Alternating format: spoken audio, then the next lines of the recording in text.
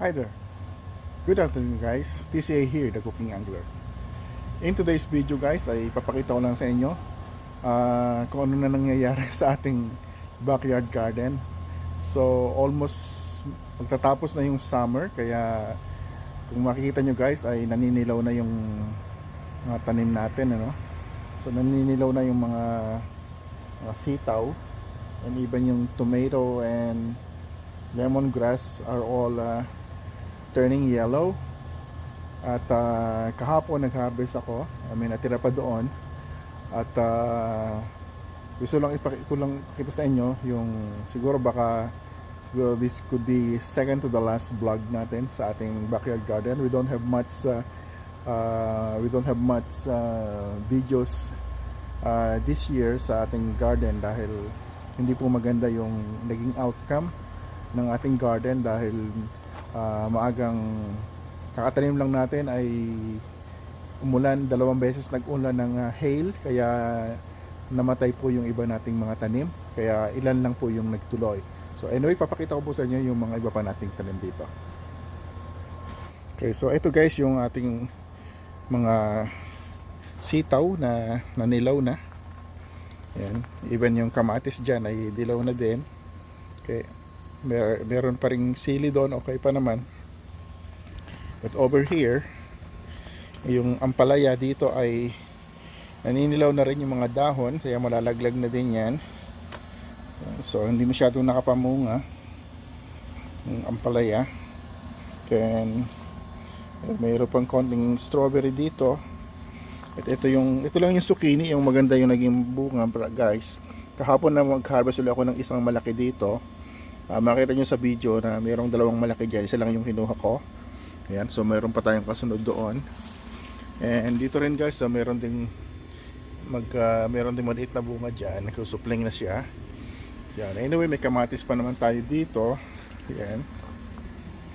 And ito yung blueberry, wala nang bunga, ubos na. Ito yung ating sili, okay pa naman, mayroon pa natitira ditong sili. Ayan. Ayan, may bell pepper. Ito yung kamatis na naninilaw na din. So kinuha natin yung mga hinog kahapon. Meron pang ilan na natitira na mga hindi pa hinog. Ayan. And over here, ito nag-harvest din tayo kahapon. Baka last harvest na natin yon kasi naninilaw na siya guys. So I don't know kung tutuloy pa yung mga hindi na siguro. So baka last harvest na natin yung kahapon. Ito na lang siguro, tutuloy ito. Ito may bulaklak pa siya dyan. Baka ito na yung last harvest natin. Ma-harvest natin na last na strawberry. Ayan. So yan po ang ating malapit na matapos na gardening. Ito ay malapit na itong ma-harvest. Ito po ay dalawang patatas po ito. Ayan, potato. Ayan. So pag namatay na ito ay pwede nang harvestin yan. Ayan. May cucumber pa dito natitira. Ayan. May pipino dyan, di kita, ang daming damo. Ayan, pipino. Okay. So yan lang po ang ating garden update. Thank you for watching.